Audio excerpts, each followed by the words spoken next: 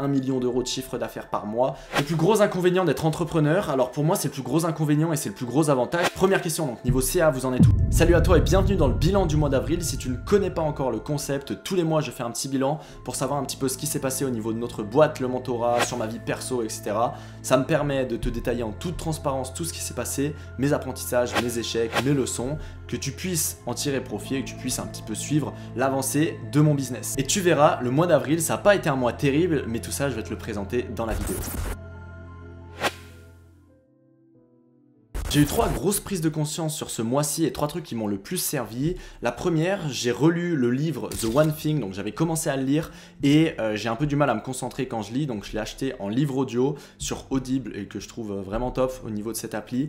Et il y a un truc qui est vraiment marquant. Une question que je vous invite à vous poser, c'est quelque chose du genre: quelle est la chose essentielle que je peux faire maintenant qui rendrait tout le reste soit inutile, soit avec beaucoup moins d'importance. Et en fait, vraiment se focus sur l'essentiel, ça nous permet d'éviter tout le reste, parce que dans notre vie d'entrepreneur, on a souvent 1 million de choses à faire, que ce soit la compta, que ce soit répondre à des mails, que ce soit faire plein de choses, du marketing, de la vente, etc. Et on en oublie souvent l'essentiel, qu'est-ce qui apporte vraiment du résultat, et se refocaliser sur ça, se concentrer uniquement sur l'essentiel, sur les 20% qui apportent 80% des résultats, et bah ça peut faire vraiment toute la différence. Et ça, tout le monde le sait, tout le monde connaît la loi de Pareto, mais malheureusement, très peu de personnes l'appliquent, que ce soit dans votre vie ou en tout cas dans le business, parce que pareil, dans notre vie, si on veut atteindre un résultat, j'ai n'importe quoi, devenir bilingue en anglais, et bah quelle est la meilleure méthode pour atteindre ce résultat, la plus rapide, celle qui va apporter le plus de résultats possibles en le moins de temps, comment être le plus efficient, parce que c'est pas juste une question de l'apprendre et de se dire ouais bah tranquille, j'ai le temps. Enfin moi j'ai encore beaucoup d'années à vivre et j'ai le temps de faire quasiment tout, sauf que c'est à quelle vitesse on veut l'atteindre, parce que si je le fais en 1 an au lieu de le faire en 10 ans, et bah au final j'ai gagné 100 ans sur ma vie, parce que si tous les ans je fais un truc qui m'aurait pris 10 ans à faire, avec les effets cumulés en fait, et bah je gagne énormément de temps et je peux faire des trucs de dingue. La deuxième chose qui est liée à ça, c'est l'énergie et la volonté. J'ai toujours été quelqu'un qui travaillait énormément, sauf qu'en fait j'ai pas été très productif dans tout ce travail là. J'avais toujours ma vision long terme et j'avais fait une vidéo sur la productivité qui t'expliquait comment je fonctionne, comment j'ai pu atteindre des résultats quand même très intéressants en peu de temps et avec mes différents outils de productivité, d'organisation que je vais te mettre en description directement. Mais un truc que j'ai compris là en lisant ce livre justement et qui est ultra important, c'est au-delà du temps, parce que le temps on peut toujours chercher à grappiller 1 heure par-ci par-là, c'est surtout l'énergie et la volonté qu'on a à faire les choses. Notre barre d'énergie, notre barre de volonté, c'est comme une pile qui va se décharger au fur et à mesure de la journée. Et sauf qu'au début de la journée, on a beaucoup plus de volonté, beaucoup plus d'énergie, donc autant faire les tâches énergivores, là où à la fin de la journée, on va faire peut-être les tâches qui vont nous demander moins d'énergie, moins de volonté, qui vont être plus simples à faire. Et jauger vraiment et cadrer ces journées en fonction de l'énergie qu'on a, en fonction de la volonté, ça fait toute la différence, plutôt que de cadrer en fonction du temps, là où je finissais jamais vraiment mes to-do list, parce qu'en fait je me calais 1 million de choses, je procrastinais certaines choses qui étaient un peu plus compliquées ou que j'avais moins envie de faire, que je calais à la fin de la journée, sauf que je les faisais jamais parce que c'est où j'avais moins d'énergie, etc. Et je tombais dans cette spirale un peu infernale.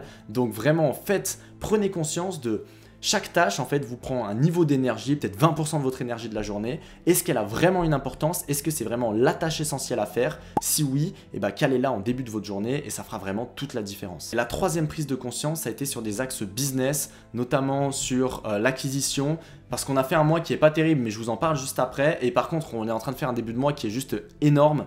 Et ça a été notamment avec ces différentes prises de conscience, notamment si vous voulez faire du cash un peu plus rapidement entre guillemets, ou si vous voulez vraiment aller booster votre chiffre d'affaires, il y a différentes choses à prendre en compte et il y a 3 choses qui vont vraiment vous permettre d'avoir une acquisition au top. C'est déjà d'une, comment vous engagez les prospects. Plus les gens seront engagés avec vous, et bah plus derrière ils pourront acheter facilement. La deuxième chose, c'est quelle scarcity vous avez et quelle est la valeur perçue de votre offre. Quelle scarcity, en fait, si vos prospects peuvent acheter maintenant comme dans 6 mois et ça ne change rien à leur vie, bah la plupart d'entre eux malheureusement vont se trouver des excuses et vont acheter dans 6 mois, notamment dans le cadre de vente de la prestation ou du coaching, de la formation en ligne. Donc qu'est-ce qui fait qu'ils doivent acheter maintenant et pas dans 6 mois, et qu'est-ce qu'ils ont comme bénéfice à acheter maintenant ou comme douleur, qu'est-ce qu'ils perdent s'ils achètent dans 6 mois. Et la dernière chose, c'est la valeur perçue la plus élevée possible. Comment vous pouvez faire en sorte que vos prospects se disent putain mais cette offre là ça devrait coûter genre 20 000 euros et il me la vend 3 000 euros, mais c'est absolument dingue. J'ai envie de passer à l'action directement et en plus il faut que je passe à l'action directement. Et si vous avez ces 3 ingrédients sur lesquels on a vraiment mis un point d'honneur sur ce mois-ci, bah, vous pouvez avoir un business qui est explosif. Et la plupart des personnes, en fait, elles font un e-book, ça engage en rien leurs prospects, elles n'ont pas de scarcity forte, donc d'urgence forte, donc en fait leurs prospects se trouvent des excuses et achètent jamais. Et le troisième point, c'est qu'elles ont une valeur perçue qui est moyenne, donc en fait leur seul moyen de rester compétitif, c'est de baisser les prix et de tirer les prix vers le bas, parce que bah, si vous êtes en concurrence avec plein d'autres personnes, le seul qui va se démarquer, c'est celui qui sera le moins cher. Mais pour moi, c'est pas du tout la bonne façon de faire. Point positif et point négatif maintenant de ce mois-ci. Point positif, j'ai vraiment bougé de partout. J'ai fait 2 semaines en Égypte et il y a un vlog qui va sortir fin de semaine normalement où je récapitule un peu mon parcours, le voyage, etc. C'était assez challengeant. Honnêtement, j'ai voulu partir au bout de la première semaine parce que ça me saoulait en fait. J'en parle dans ma vidéo plus en détail, mais les gens viennent toujours essayer de racler de l'argent et c'est pas ça qui me dérange tant que ça. Mais en fait, on peut faire confiance à personne et tout le monde essaye, j'ai l'impression, de vous arnaquer quand vous êtes touriste et c'est un peu chiant. Mais au final, c'est un très beau pays, il y a plein de choses à voir et avec le recul je suis ultra content d'y être allé. C'est vraiment différent de ce qu'on peut trouver en France, etc. Donc c'est top.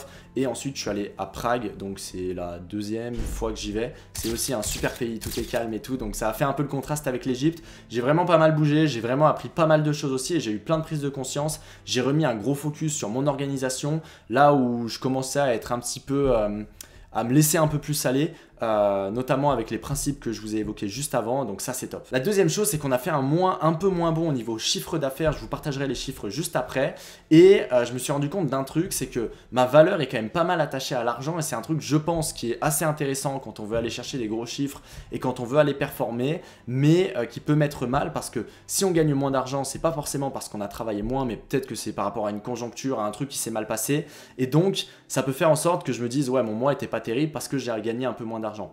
Et je vais essayer de me détacher pas mal de la valeur que j'ai, en fait ma valeur en tant que personne, de l'argent que je gagne. Et ça a été aussi un gros travail parce que quand on commence à gagner pas mal d'argent, on a plein de trucs qui arrivent qui sont top, comme du statut social, du respect, etc. Et l'argent, la valeur d'une personne, ou en tout cas je vois ma valeur pas mal attachée à tout ce que j'ai construit aussi, ce qui est très bien. J'ai travaillé pour construire tout ça, j'ai gagné beaucoup d'argent et donc le fait que ma valeur soit attachée à ça, c'est top. Mais du coup, ce qui fait que quand je gagne un peu moins d'argent, bah, je me sens un peu moins bien. Donc c'est un truc sur lequel il faut que je travaille. Et par contre, c'est un truc qui est aussi ultra puissant parce que l'argent, je m'en fous, je dépense très peu honnêtement et je pourrais avoir un style de vie beaucoup plus élevé si j'aurais pas tout réinvesti dans ma boîte, etc. ou si je réinvestissais pas autant dans ma boîte, ou même si je décidais de sortir beaucoup plus de cash.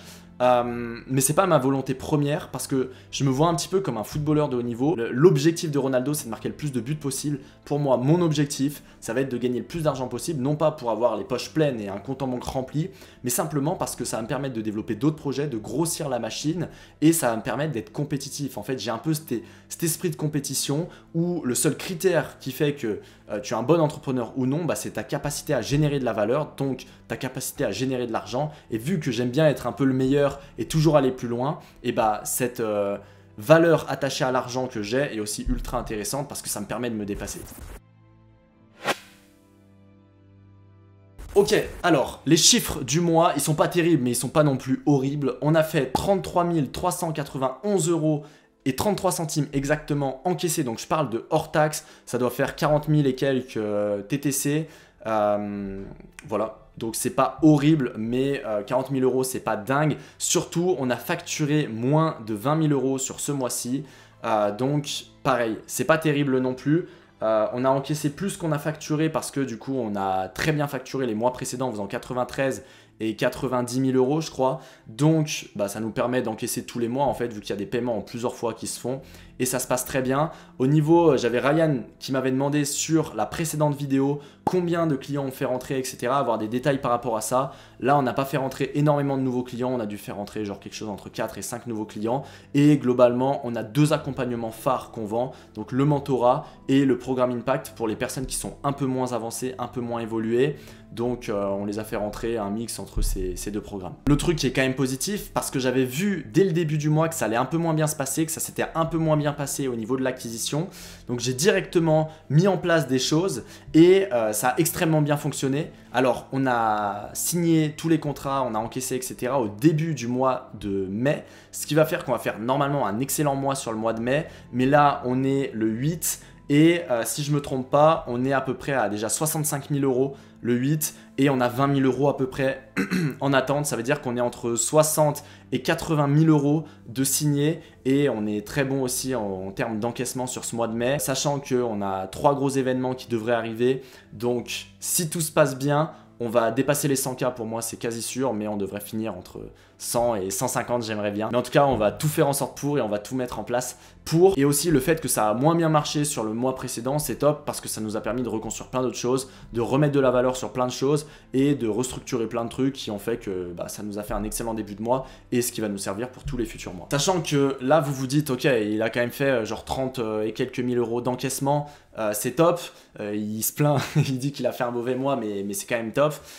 Oui, c'est top, mais on a quand même une équipe de 13 personnes, donc on a quand même des frais qui sont assez importants et au final, si on encaisse peu, on reste à la limite en termes de bénéfices. On travaille qu'avec des prestataires, donc on n'a pas de salariés, etc. Donc c'est pas des frais non plus exorbitants, on n'a pas 200 000 € de charges salariales, etc. chaque mois, on n'a pas de bureau, mais par contre on a quand même des frais qui restent assez importants, histoire de gérer tous nos clients. Là on a à peu près 120 clients actifs, si je ne me trompe pas, histoire de gérer toute l'acquisition, la délivrabilité, la vente, etc. Donc on a construit une équipe qui est vraiment au top, qui nous a vraiment permis d'exploser au niveau business, mais du coup ça demande aussi un peu plus de frais. Donc forcément, plus on veut aller loin, plus on a des frais, mais c'est le jeu parce que plus on gagne aussi et plus la marge nette derrière est importante.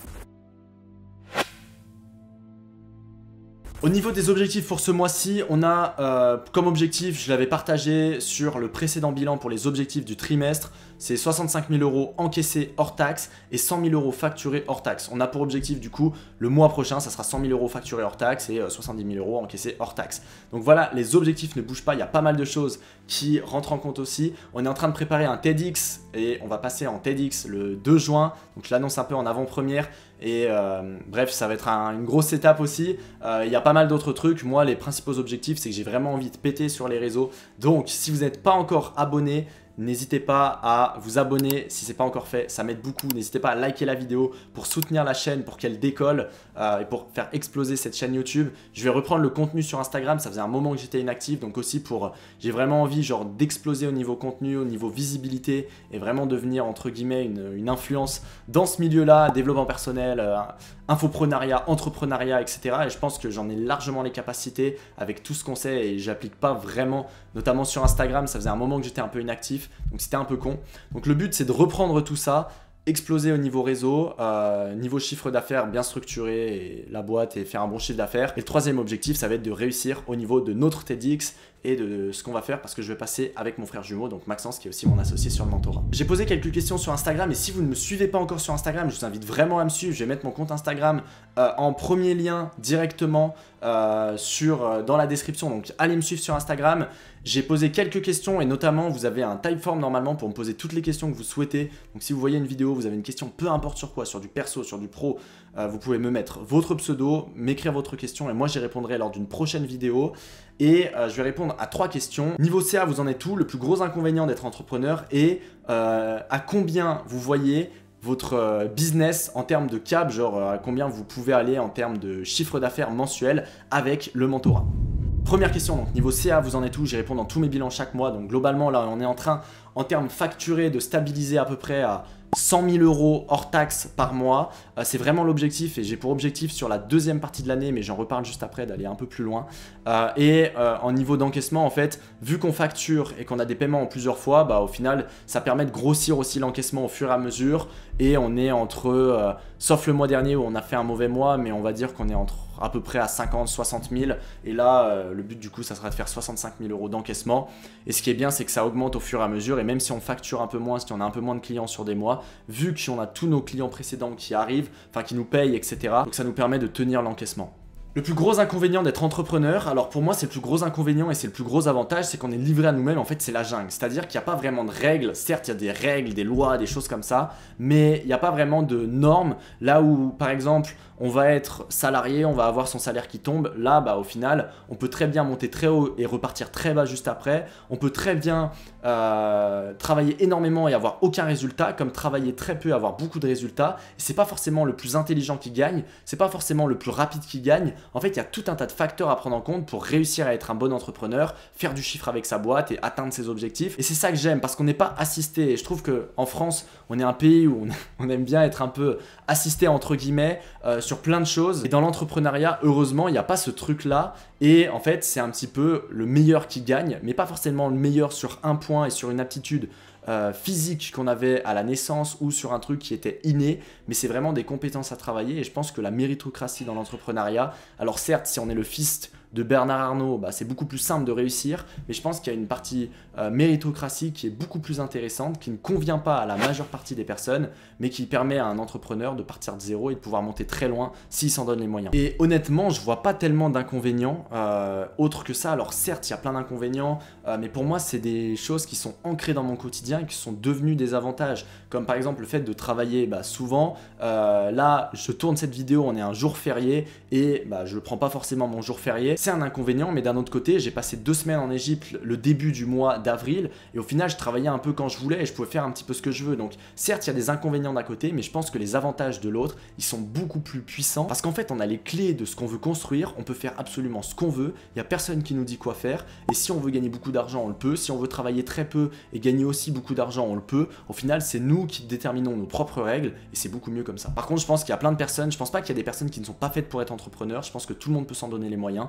Je pense qu'il y a plein de personnes par contre qui sont pas prêtes à être entrepreneurs et c'est différent et qui au final sont tellement en train de se trouver des excuses tout le temps, à prendre peu de risques, etc. Parce que être entrepreneur, certes, c'est prendre aussi beaucoup de risques. Alors au final, pour moi, c'est pas fait pour tout le monde et ça pourrait être un inconvénient.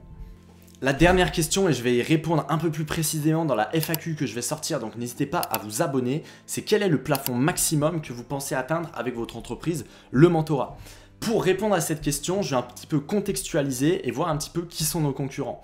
Aujourd'hui, pour moi, on a 2 types de concurrents. On a tous les concurrents style infopreneur, etc. Donc qui vendent des formations en ligne, qui sont un petit peu dans ces codes-là de l'infoprenariat, qui sont reconnus, notamment qui ont des chaînes YouTube, qui partagent du contenu, qui montrent un petit peu leur vie comme ce que je suis en train de faire. Et moi, je me catégorise plutôt dans ce style, on va dire, de personnes. Et le plus gros concurrent qu'on a sur la sphère infoprenariale, donc c'est un concurrent indirect, on ne vend pas du tout la même chose, mais c'est Yomi Denzel. Donc dans une vidéo, j'avais vu qu'il faisait entre 2 et 3 millions d'euros de profit par mois. Donc ça veut dire qu'on peut quand même aller chercher de beaux revenus avec un business infoprenariat. Le deuxième type de concurrent qu'on a, c'est tout ce qui est éducation plus classique, mais avec de la formation en ligne. Je ne prends pas l'éducation nationale, je ne les considère pas encore comme des concurrents, mais je prends par exemple tous les centres de formation un peu plus classiques, style l'école française, Live Mentor, etc. Et Live Mentor, il s'adresse uniquement à des entrepreneurs, c'est des concurrents directs pour nous parce qu'ils forment des entrepreneurs comme ce qu'on fait. Alors ils ont une méthodologie un peu différente, ils fonctionnent qu'avec du CPF et tout. Ça, c'est pas forcément le problème, donc c'est pas tant des concurrents directs que ça, mais il y a aussi l'école française qui sont un peu des concurrents indirects, qui est le plus gros organisme de formation français à ma connaissance.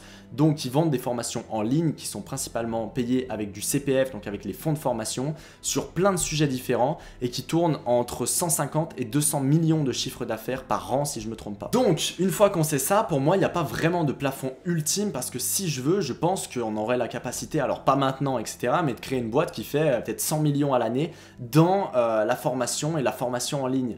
Et est-ce qu'on va y arriver, etc. Ça, j'en sais rien, mais je pense qu'il y a un énorme potentiel. Certes, il va falloir qu'on diversifie, il va falloir peut-être qu'on lance d'autres produits, qu'on lance des produits un peu plus mainstream pour toucher une partie de la population. Peut-être qu'on structure ça différemment. Si on veut aller au niveau de l'école française, il nous faudra obligatoirement pour moi des bureaux avec des salariés sur place, etc. Donc ça sera une organisation différente, ça sera des choses différentes.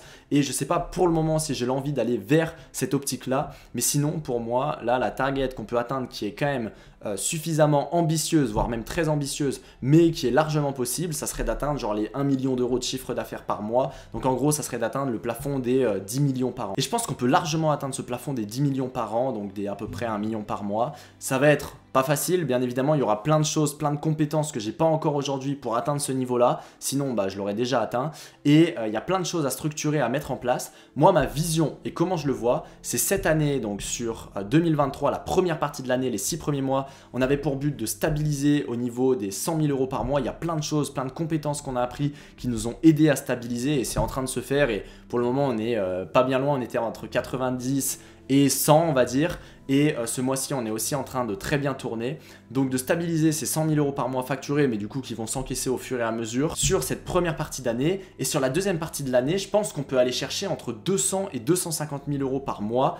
Alors ça se fera pas directement dès la deuxième partie de l'année, donc dès le mois de juillet, mais je pense que ça se fera plutôt vers la fin d'année avec tout ce qu'on aura structuré et tout ce qu'on aura construit au préalable. Et je pense qu'il y a vraiment des opportunités à aller chercher, il y a vraiment des choses à aller chercher et qui seraient largement atteignables aujourd'hui dans de la niche de l'éducation pour des entrepreneurs, parce que moi je me vois comme une école pour les entrepreneurs mais qui est 100% en ligne pour aller chercher ce niveau-là de revenus. Et à terme donc peut-être se laisser 1 à 2 ans pour passer de 250 000 à 1 million par mois. En fait, quand je vois que je me suis lancé il y a maintenant 3 ou 4 ans et tout ce qui s'est passé en 4 ans et notamment tout ce qui s'est passé sur ces 2 dernières années, je me dis que si je me laisse 2 ans pour atteindre cet objectif, il peut se passer tellement de choses que en fait rien n'est impossible. Et moi j'ai vraiment cette vision-là pour atteindre les 250 000 euros par mois. J'ai la vision, je vois ce qu'on peut structurer, ce qu'on peut mettre en place, même si bah, bien évidemment il y a plein de choses qui sont sûrement fausses, qui sont des croyances parce que je ne l'ai pas encore fait, donc il y a plein de choses à structurer, mais j'ai la vision de comment on pourrait le construire aujourd'hui, notamment en optimisant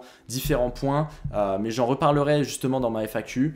Et du coup, pour atteindre par contre les 1 million par mois, j'ai aussi un peu la vision de ce qu'on peut structurer, mais pas suffisamment claire et pas suffisamment précise, je pense. Donc voilà l'objectif, mais je pense que ça va dépendre surtout de nos envies. Est-ce qu'on a envie de structurer quelque chose d'énorme et donc de lever des fonds, de créer des bureaux, de mettre en place des teams en direct, en CDI, dans nos bureaux et de vouloir structurer une boîte qui fait 100 millions à l'année avec de la formation, de l'infoprenariat, ou est-ce qu'on veut tout péter quand même, parce que c'est toujours l'objectif, mais avec une boîte peut-être un peu plus souple, un peu plus libre, j'en sais rien. Voilà en tout cas ma vision, et j'en parlerai justement dans la FAQ, mais cet aspect vraiment éducation pour moi, c'est un truc qui est vraiment dans mes missions de vie, je pense, et j'en parlerai dans ma FAQ, parce que j'ai vraiment envie de continuer sur cette voie-là, sur cette voie de l'éducation et de l'éducation en ligne. Je pense que c'est l'avenir, je pense que l'éducation c'est le truc le plus puissant du monde, encore plus que l'argent, encore plus que tout le reste, parce qu'on peut avoir de l'argent, sauf que si on sait des choses que les autres ne savent pas ou pas, mais si on a la connaissance, notamment qu'est-ce qui permet de développer une entreprise,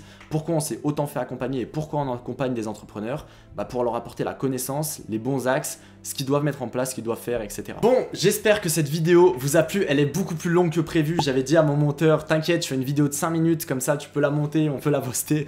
Donc bon, je pense que j'ai abordé pas mal de points qui sont quand même ultra intéressants. D'ailleurs, si la vidéo vous a plu, c'est pas une vidéo qui va être beaucoup mise en avant, je pense, donc n'hésitez pas à la liker directement, n'hésitez pas à vous abonner aussi si c'est pas encore fait.